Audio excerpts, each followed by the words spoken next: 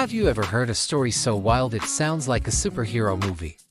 Well, get ready, because today we're diving into one of the most epic tales ever told, the story of Samson and Delilah.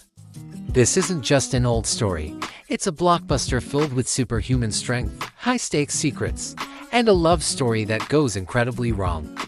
So, who was Samson? Imagine a guy born for greatness, literally. Before he was even conceived, an angel appeared to his parents and told them their son would be a Nazirite, a person dedicated to God from birth. This came with a few rules: no wine, no touching anything dead, and most importantly, never, ever cutting his hair. In return, he was blessed with unimaginable strength. We're talking about the kind of strength that could tear a lion apart with his bare hands. Yeah, he actually did that. Samson grew up to be the champion of his people, the Israelites, who were under the thumb of the Philistines. He was a one-man army. Picture this: one time, 1,000 Philistine soldiers came to capture him. What does Samson do? He grabs the jawbone of a donkey, yes, a jawbone, and takes down all 1,000 of them. Another time, he was trapped in a Philistine city. So, he just ripped the city gates, posts and all, right out of the ground and carried them up a hill. This guy was a legend. His long, uncut hair wasn't just a style choice, it was the very source of his divine power. But every hero has a weakness, and Samson's was a weakness for love. He had a few complicated relationships, but none were as fateful as the one with a woman named Delilah. She lived in the valley of Sorek, and Samson fell head over heels for her. He was completely captivated. The Philistine leaders saw this as their golden opportunity. They were terrified of Samson and desperate to find the secret to his strength. So they went to Delilah and made her an offer she couldn't refuse. Each of the 5 rulers promised her 1,100 pieces of silver, an astronomical amount of money, if she could uncover his secret and help them capture him. Delilah agreed. Money talks, right? So she began her mission. She'd cuddle up to Samson and sweetly ask, "Tell me, my love, what makes you so strong? How could someone tie you up and overpower you?" Samson, probably thinking it was a game, played along. "Oh, simple," he said.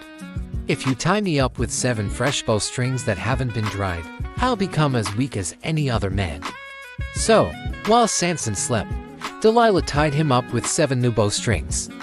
The Philistine soldiers were hiding nearby, ready to pounce. Delilah shouted, "Samson, the Philistines are upon you." He woke up and snapped the bowstrings as if they were threads touched by fire. The secret was still safe. Delilah was not happy. "You tricked me. You told me lies," she complained. "Now, please, tell me how you can be tied up." Samson, still not getting the memo, gave her another fake answer. All right. If you tie me securely with new ropes that have never been used, I'll become weak." So, Delilah got new ropes, tied him up while he slept, and again yelled, "Samson, the Philistines are upon you." And again, he snapped the ropes off his arms like they were nothing.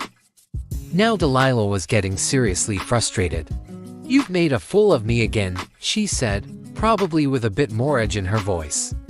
"Tell me the real way to tie you up." This time, Samson got a little more creative. He pointed to his long hair. "If you weave the 7 braids of my hair into the fabric on the loom and tighten it with the pin, I'll be helpless." So, that's exactly what Delilah did. While he was asleep, she wove his hair into her loom. Then she called out, "Samson, the Philistines are here." He jumped up and pulled away the loom, the pin, and the whole contraption with his hair. He was still as strong as ever. At this point, Delilah pulled out her final weapon, emotional blackmail. "How can you say I love you when you won't confide in me?" she pleaded day after day. "This is the 3rd time you've made a fool of me and haven't told me the secret of your great strength." She nagged him and pressed him until his soul was vexed to death. He was just worn out. Finally, Samson caved. He told her everything. He explained that a razor had never touched his head because he was a Nazirite, dedicated to God from birth. If my head were shaved, he confessed, my strength would leave me, and I would become as weak as any other man. Delilah knew this was it. This was the real secret. She sent a message to the Philistine rulers, come up one more time, he has told me everything. They came, bringing the silver with them. That night, she let Samson fall asleep with his head in her lap. Then she called the men to come and shave off the 7 braids of his hair. As the hair fell to the floor, his strength began to leave him. Then, for the last time, she cried out, Samson, the Philistines are upon you. He woke up and thought, I'll go out as before and shake myself free. But he did not know that the Lord had left him. His power was gone. The Philistines seized him. In a brutal act of revenge, they gouged out his eyes, leaving him blind. They took him down to Gaza, bound him with bronze shackles, and forced him to grind grain in the prison. The mighty hero, the one-man army, was now a powerless slave, humiliated and broken. But the story doesn't end there. As Samson toiled in the prison, something began to happen. His hair, the source of his strength, started to grow back. The Philistines, in their arrogance, didn't seem to notice or care.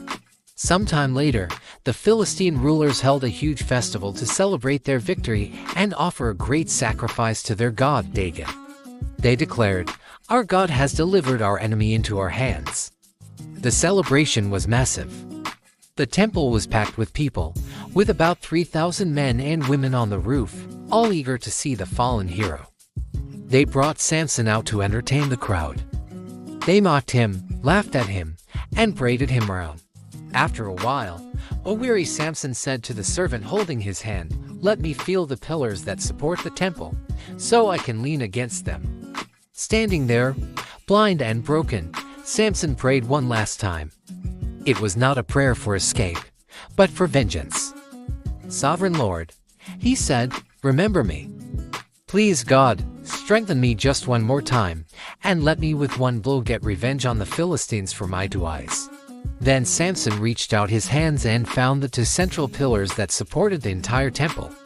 He braced himself, his right hand on one, and his left hand on the other. He cried out, let me die with the Philistines. And with a final, monumental push, he brought the temple crashing down. The building collapsed on the rulers and all the people inside. In that one final act of sacrifice, Samson defeated more of his enemies than he had in his entire life. So what can we take from this incredible story? It's a powerful lesson about strength and weakness. Samson's physical strength was legendary, but his emotional and spiritual vulnerabilities led to his downfall. He let his guard down and trusted the wrong person, forgetting the source of his true power. Yet, even in his darkest moment, he found a way to fulfill his purpose. It's a timeless reminder that our greatest strengths can be tied to our biggest weaknesses, and that even in failure, there can be a path to redemption. What do you think? Is Samson a tragic hero or a flawed champion? Let me know your thoughts in the comments below. Thanks for watching, and if you enjoyed this story, don't forget to like, subscribe, and hit that notification bell for more epic tales from history. See you next time.